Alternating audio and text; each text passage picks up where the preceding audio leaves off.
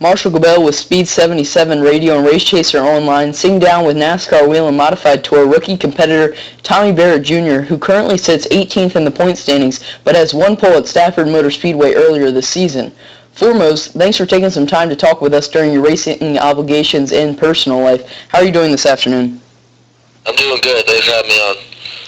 Now, talk about the pole earlier this season at Stafford. Did that mean a lot, or was it just something that you shrugged off?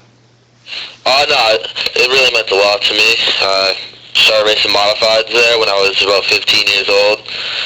I got my first win there at Stafford in a SK Light. I got my first win there in the Modified Racing Series. And then I got my first NASCAR WHELEN Modified Tour pole at Stafford. So I've done a lot at Stafford, and it meant a lot to me. You're 28 markers behind Timmy Lomito for the Rookie of the Year honors. How are you going to attempt to reel him in, and what would winning that award mean to you?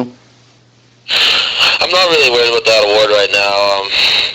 Our point standings don't really say much. We're 3 races in. We've had 3 bad races. We've had some real bad luck. It's felt like a long season already, and we're only 3 races in, and we're way back there. But things are going to turn around real quick. Starting this Saturday at Waterford, Brad and the guys are working hard and getting the car ready to go, and we should be running up front sooner than later. I was speaking to Bobby Santos the other day, one of your fellow competitors, and he told me that he believed if a rookie was going to win this season, it was going to be you. Now, I hope he or I didn't put any pressure on you, but what lengths are you taking to score the victory this season? We're going to do whatever it takes. We sat down before the season started, and that's what we decided we wanted to do, just go out there and try to win as many races as possible. Obviously, it hasn't happened yet, and we're working on that, but, it's going to come soon. We're not going to go the whole year without getting a victory. I can promise you that. Now, like you alluded to a little bit earlier there, you've had two DNFs this season. One was ignition issues, and the other was a crash.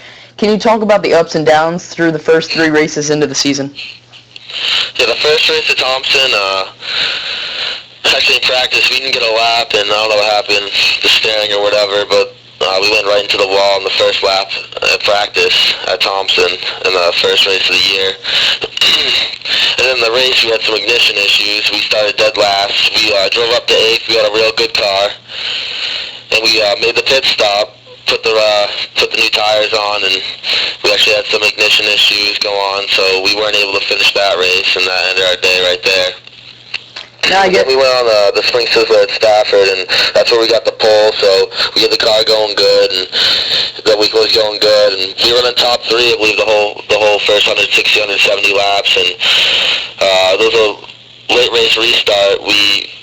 I think I was in 3rd place, and Santos and Kobe got in together, and I kind of got up in a good deal, and I got sent back to 11th. It was kind of a weird situation, but the car was kind of fading away late in the race, and we got sent back to 11th, and that's where we ended up finishing that race. So that came to a halt. We had a good weekend going, and the last 20, 30 laps kind of just stunk it up for us. And then the last race we had was also at Stafford, the Harley-Davidson 125.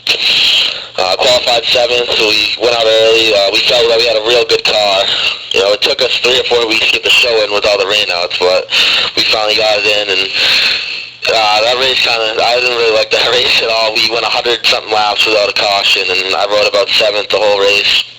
And Brad made a late race call when we had that last caution to make a pit stop and put 2 right side tires on, and I don't think we got half a lap. And I went to the outside of Rowan Pennick, and I didn't know the 52 was on the bottom, and I was 3 wide up in the marbles, and the 93 got into me a little bit, and it was just enough to make me go around. So I ended up spinning around 3 and 4 with only about 20 laps to go, and I believe the 99 came around and cleaned up the front end, but it was just a bad racing deal, and hopefully we'll be able to turn around on Saturday and get a victory at Waterford.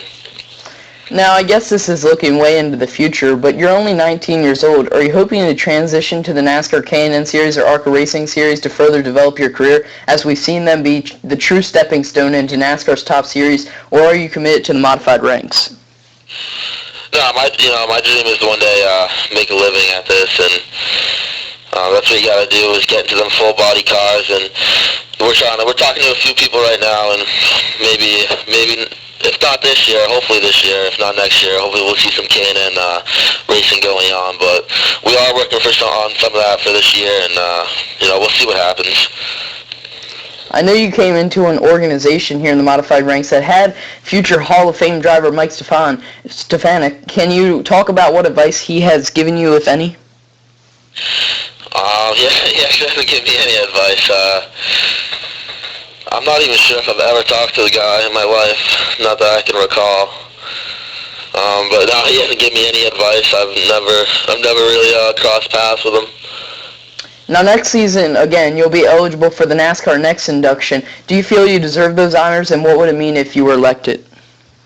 If I were elected, that'd mean a lot, to be in with those names in the NASCAR Next. But right now, the results aren't coming in, and I wouldn't say right now, but I'd say by the end of the season, I think we'll be up there, and maybe I'll be able to get a shot at that for next year. Looking down the schedule, where do you think will be the best opportunity for you to break through and grab the initial win? A few weeks ago at Thompson, the first race, but who knows? I've been to a lot of these tracks. Been to Monadnock, I've been to Waterford, been to Thompson, been to Stafford. The only tracks I haven't been to is Bristol. Haven't been to Riverhead, and I actually just tested at Loudon last Monday, so that was my first time there. And who knows? Maybe it might be at a track that I've never been to, or it could be this Saturday at Waterford, where I've raced many times in an SK. I've raced there in a late model, and I've also won there in the modified racing series. So it could be this Saturday. We'll just have to see. Can you describe what it was like to race at Loudon? It was something else. The straightaway is so long. You feel like you're going down the straightaways for about 3 minutes, and you drive the car so deep in. It took me forever to learn when to lift, because I just drive it in, and I feel like you go deeper, and I went deeper and deeper each time, and I feel like you don't even lift till you get to about the center of the corner, and then you're right back on it. So it's a very fast track. I didn't draft with anyone, so that's gonna be a little different. Learning the draft with all the air, but. That track's fast, and I can't wait to run there on July 12th. Most of the races in the NASCAR WHELEN Modified Tour series are run during the nighttime. How much of, a transition will it be to race during the day at tracks like Loudon? Obviously, they don't have lights. I don't think it'll be that bad. I've raced during the day plenty of times. I've raced Sunday afternoons at Thompson before. I'm trying to think where else I've raced on days, but I've definitely raced during the daytime, and I don't think it'll be that much of a difference. Obviously the cars, the tracks are going to do a little different with the grip, but, Brad will take care of that, and he'll make the right adjustments, and I'll just have to get the job done behind the wheel. Now, since you haven't had too much experience, only a test session at Loudon, but there has been rumors circulating that they could possibly add lights. Do you think that would draw a larger crowd and bring more excitement to the race if they did indeed add lights and made it a night race? Yeah, that'd be something cool. I think it'd definitely attract different people or more people. Every time I talk to anyone, they're always like, oh, the modified race is the best race of that weekend, and most of those people go up for the Saturday race, and I think it would definitely attract a lot of people for a Saturday night race. It's expensive to get lights in there or whatever, but one day maybe we'll see. Who knows? Now, do you have any more late model races scheduled for this season?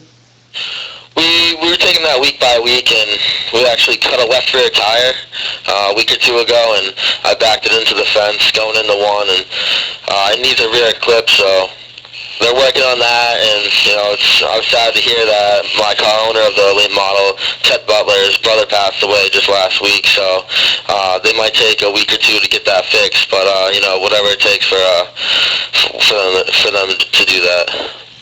Now, I know during the early stages in your career, and you've obviously matured, but a lot of people, bashed on you for your aggressiveness on the track and off. But how did you deal with that and, silence the so-called haters? I've definitely matured over the past 2 years. I don't know how to deal with it, you know. Got the right people behind me, you know, telling me what to do, or not telling me what to do, but, you know, giving me advice and guiding me in the right direction. You know, a lot of people, they're still bashing me, but, you know, that's fine with me. I love haters. I love when people talk a little smack, you know, on the articles, on Facebook, whatever. I mean, they think that's going to take me down, but I just laugh about it. I think it's funny. Now, what do you think it would take to really silence those haters and I guess prove your dignity? You know, I don't really know. I don't really care, to be honest. You know, they can keep hating all they want. I just want to win races. You know, we go to the racetrack to, you know, come home with the trophy and the checkered flag. We're not there to make friends. Now let's take a scenario here. So let's say this season, obviously, there's a lot of difficult competitors right now on the NASCAR Whelen Modified Tour, but a solid position in the point standings is well expected for you. But next season, do you really feel like that's your chance for the championship? And if so, what would a championship mean to you? I'm not even looking. I'm looking forward to this weekend. Next season, I have no idea. I don't even know what's going on. Obviously, we're 18th in the points right now, and that's, you know, our point parties aren't looking towards our way this season, but, you know, I'm not really focused on points right now, or on next year, on getting the championship. I'm just focused on winning races right now. Tommy, thanks for taking some time to talk with us. Who makes racing happen for you? I think Chris Auer, it's Robert B. Auer Construction. Without him and Brad and everyone at Northeast Race Cars, you know, I wouldn't be even racing on the Whelen Modified Tour right now. So I can't thank them enough. I got to thank Mario Fury. Got to thank my parents.